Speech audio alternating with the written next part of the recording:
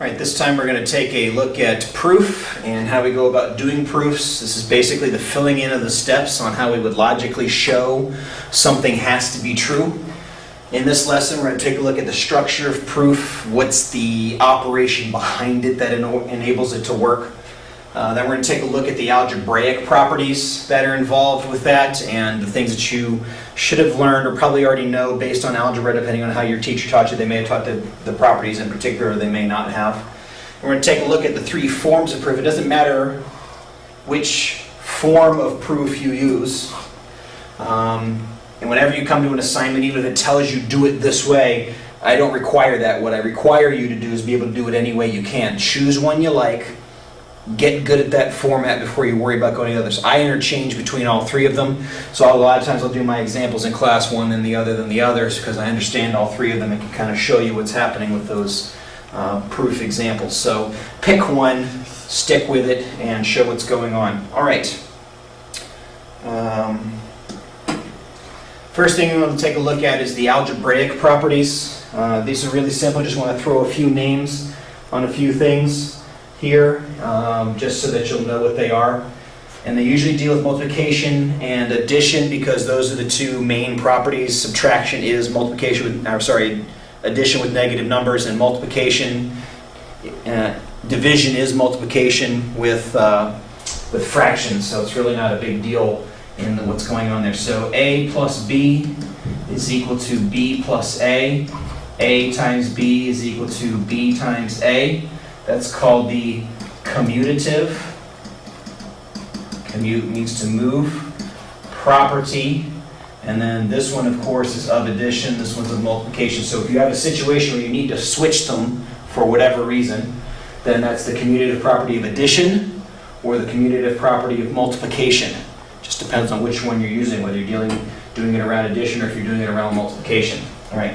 There's a second one there. If I had A plus B plus C, that will be equal to A plus B plus C, like that. I can move the parentheses, okay? This is called the associative property. And this one's of addition.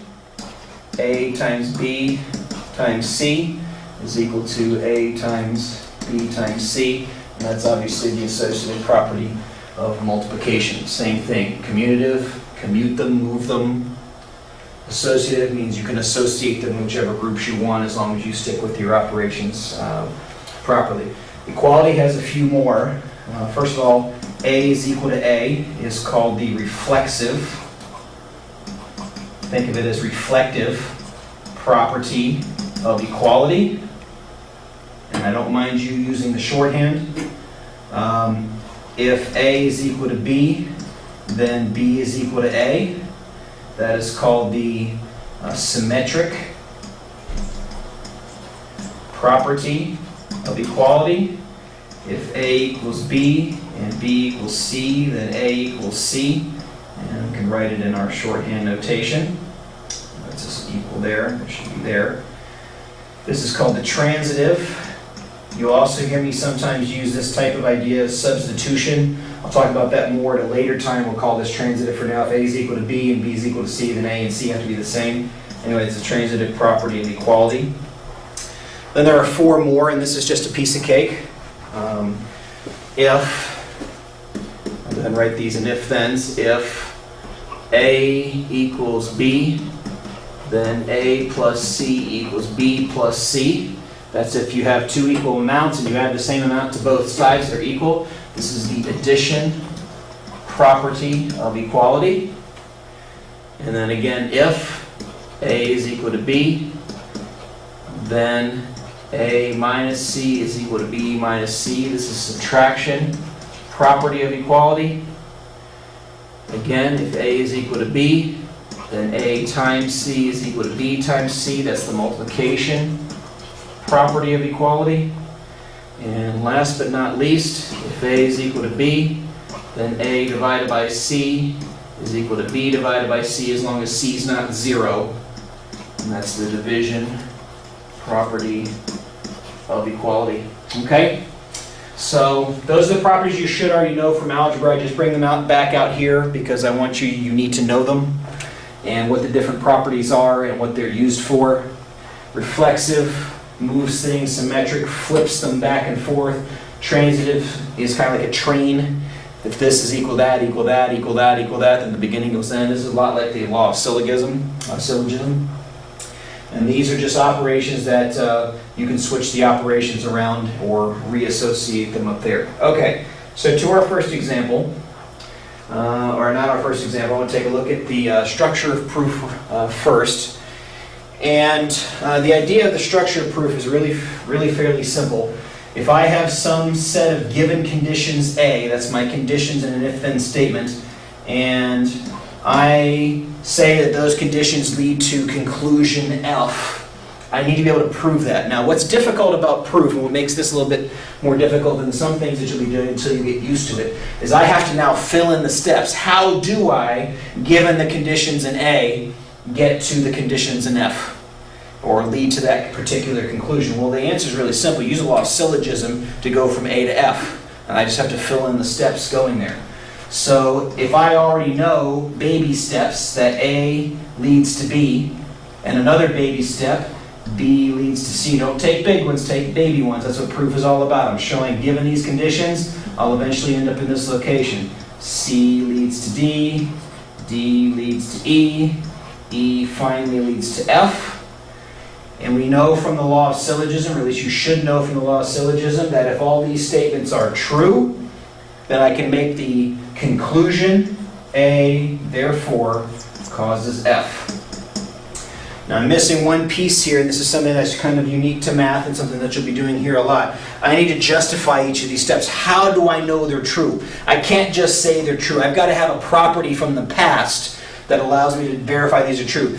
That might be things like you already know now, vertical angles are congruent. So if I had a picture I was dealing with and I needed the angles, I know that the vertical angles are the same measure. So I could say this angle is equal to that angle, and then I give a reason because. So if the lines are crossing, then vertical angles are congruent because vertical angles are already congruent. Now I can't do that until I've proven the property.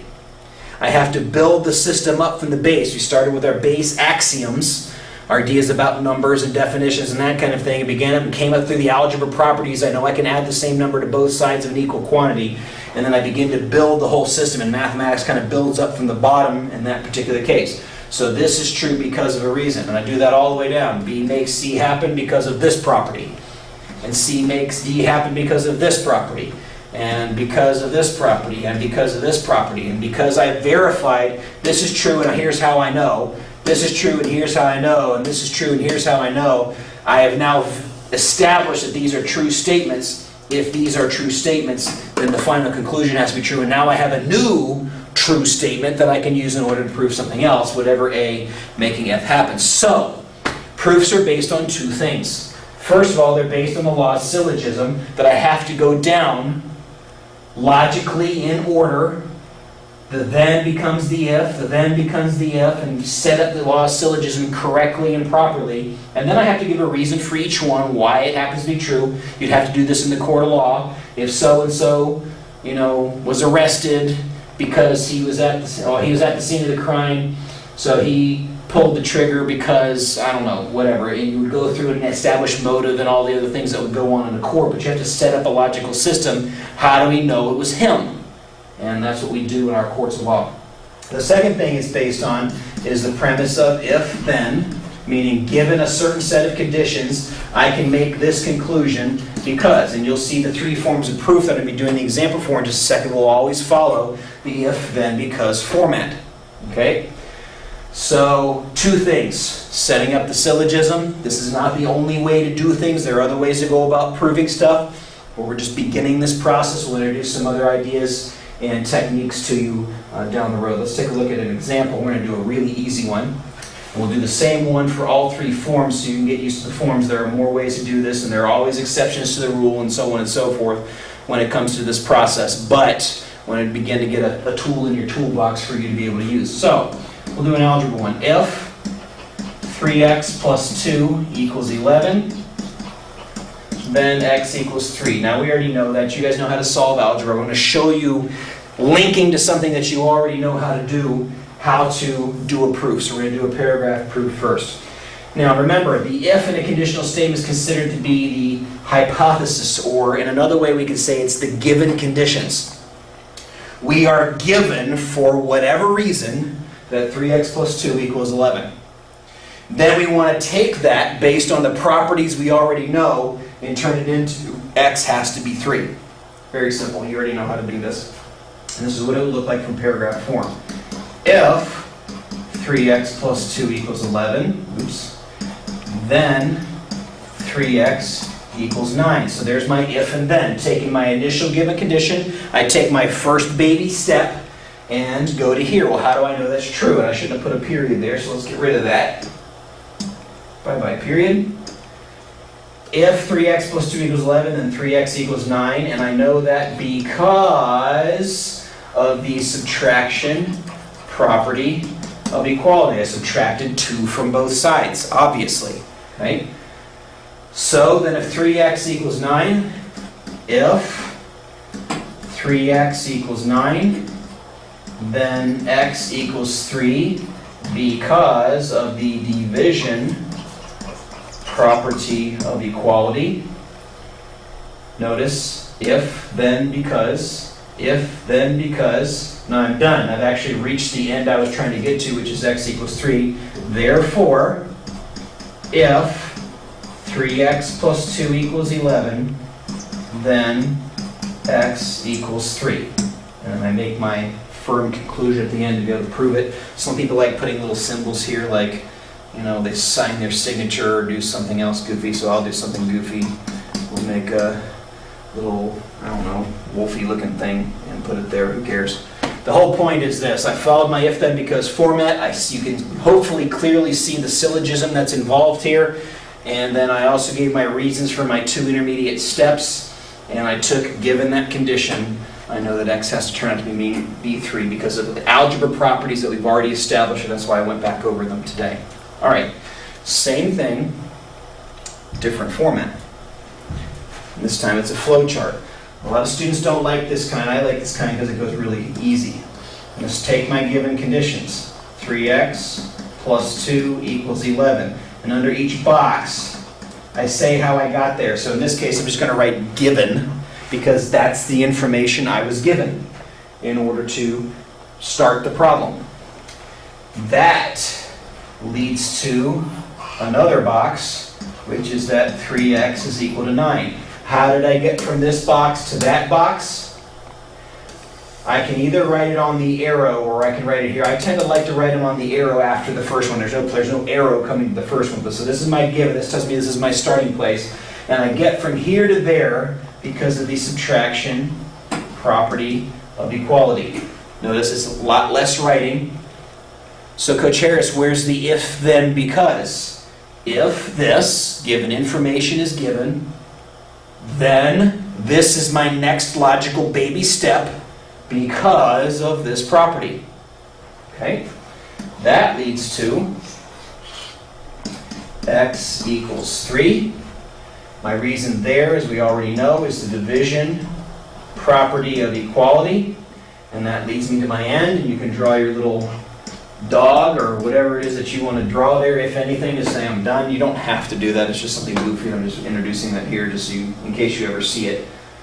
So, 2 things. Where's if, then, because? If, then, because. Different format. If, then, because. Where's the law of syllogism? If this, then that. If this, then that.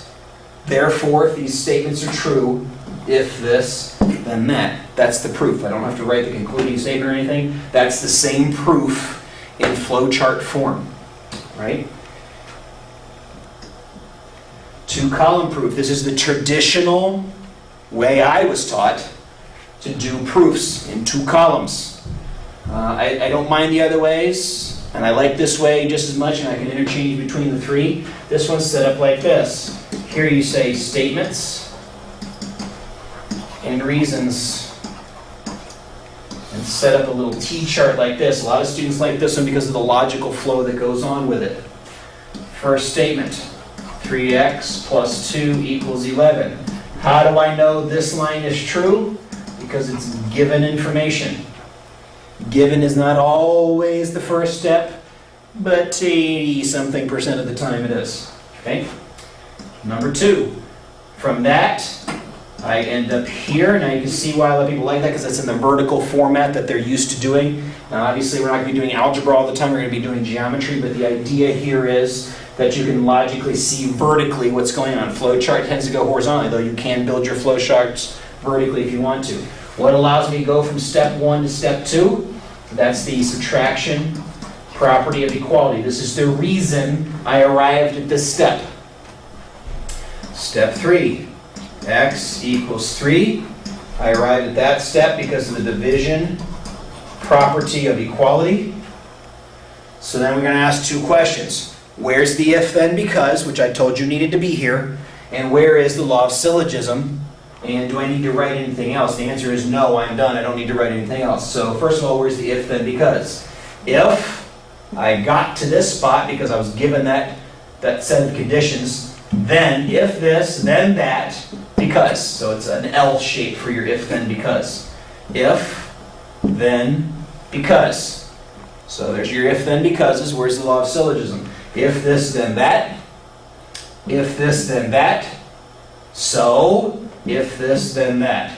There's your law of syllogism. All the requirements need to be there. So, what do you pick? You pick the one that works best for you.